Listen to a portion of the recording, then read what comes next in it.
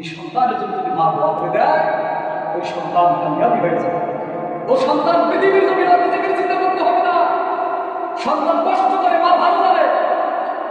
মা বাপ যদি একবার দোয়া করে দেয়, সন্তানের জিন্দিগি করে যাবে। আর মা বাপ যদি একবার দোয়া করে দেয়, সন্তানের জিন্দিগি অন্ধকার হয়ে আসবে, অন্ধকার হয়ে আসবে।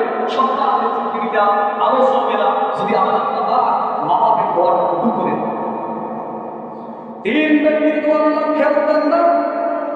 এক নম্বর হলো মুস্তাজাবুদ দাওয়া, যে হাত তুলতে দেরি আছে, যার দোয়া কবুল হতে দেরি নাই, এই ব্যক্তিকে মুস্তাজাবুদ দাওয়া বলা হয়।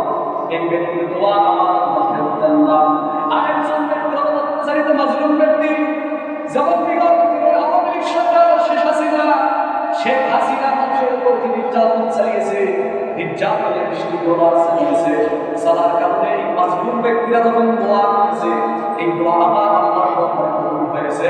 আজ পর্যন্ত শেখ হাসিনা আল্লাহর জমিনে থাকতে পারল না। পৃথিবীর জমিনে যত স্বৈরাচার জালেম আসবে, এরকম যত তাদের সাথে অত্যাচার করবে, মাজলুম ব্যক্তিরা যখন এই দোয়া করবে, সে হোক জামাত ইসলাম, হোক সে ব্যক্তি, যেগুলো দলবাজি করে হোক না কেন, যারা তাদের সাথে এরকম অত্যাচার করবে, অত্যাচারের বৃষ্টির প্রভাবে চালাবে, এই জনগণ আর নির্যাতিত মাজলুম জনগণ যখন আল্লাহর কাছে দোয়া করবে, আল্লাহর কাছে দাবি দিবে, যত বড় ক্ষমতাবান সরকার হোক না কেন, সে এই জমিনে তার জায়গা হবে না।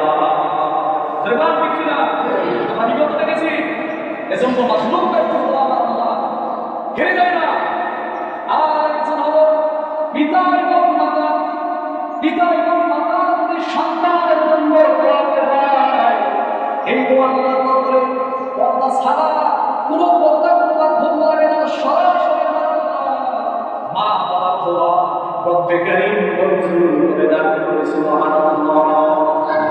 তাহলে যেই দোয়া আল্লাহ মঞ্জুর করে দেন, এই নফল বান্দা যদি ওই মা বাবাকে গালি দেয়, ওই মা বাবার খাদ্য যদি বেশি হয়ে যায়, আর মা বাবা যদি একবার দুঃখ না করে, একবার যদি মা বাবার অজান্তেই কথা যদি বাহির হয়ে যায়, আল্লাহ আমার সন্তানকে এত কষ্ট করে লালন পালিত করলাম, আমার সন্তানকে এত কষ্ট করে আমি ছোট থেকে বড় করলাম, এই সন্তানের আজকে এর কাছে আমার রিজিক চলতেছে না, আল্লাহ আমার এই সন্তান থেকে কি হবে?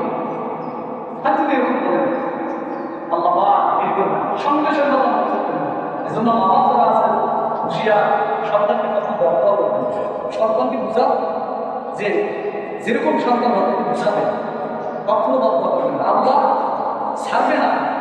যদি আল্লাহ বদ্ধটা কবুল করে নেয়, ওই দোয়া ফেরা খুব কঠিন আছে, ওই দোয়া ফেরা খুব কঠিন আছে। এজন্য ভাই, আমরা তো অনেক সন্তানের পিতা, আমরা যারা সন্তানের পিতা হয়েছে, আমার আরেকজনের সন্তান।